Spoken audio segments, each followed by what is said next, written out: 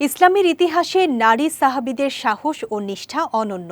নবীজি হজরত মুহাম্মদ সাল্লাল্লাহু আলাইহি ওয়াসাল্লামের যুগে নারী সাহাবীরাও পুরুষদের সঙ্গে যুদ্ধে অংশগ্রহণ করতেন, আহতদের চিকিৎসা দিতেন, অসুস্থদের সেবা করতেন এবং প্রয়োজনে সরাসরি যুদ্ধে ঝাঁপ দিতেন। বিস্তারিত নুসরাত আহমেদের রিপোর্টে।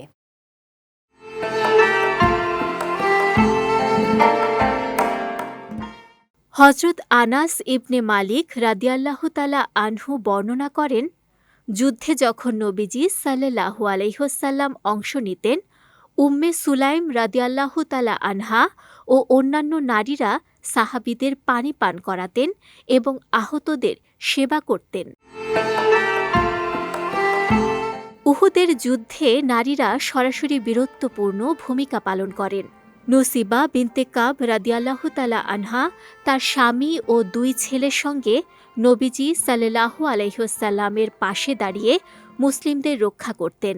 আনাস রাদিয়াল্লাহু তাআলা আনহা বর্ণনা করেছেন, উহুদের যুদ্ধে যখন সাহাবীরা নবী করিম সাল্লাল্লাহু আলাইহি ওয়াসাল্লাম থেকে বিচ্ছিন্ন হয়ে পড়েন, আয়েশা বিনতে আবু বকর ও উম্মে সুলাইম রাদিয়াল্লাহু তাআলা আনহা সাহাবীদের মুখে পানি ঢেলে সাহায্য করতেন এবং তাদের পাশে দৃঢ়ভাবে থাকতেন।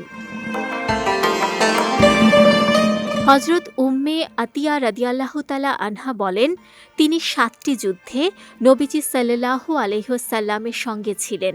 সেখানে তিনি যুদ্ধে ব্যবহৃত সরঞ্জামের দায়িত্ব নিতেন, খাবার প্রস্তুত করতেন এবং আহত ও অসুস্থদের দেখাশোনা করতেন।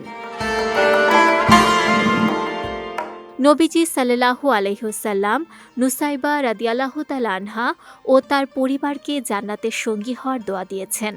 নুসাইবা রাদিয়াল্লাহু তাআলা আনহা বলেন, দুনিয়ায় আমার উপর যাই আসুক তাতে কোনো আক্ষেপ নেই। নবীজি সাল্লাল্লাহু আলাইহি ওয়াসাল্লাম তার দোয়া মঞ্জুর করেছেন এবং তাদের বীরত্বকে সর্বজনীনভাবে স্বীকৃতি দিয়েছেন।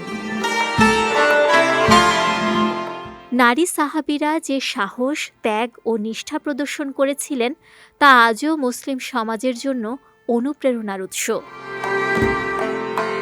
নুসরাত আহমেদ, বিজয় টিভি, নিউজ ডেস্ক।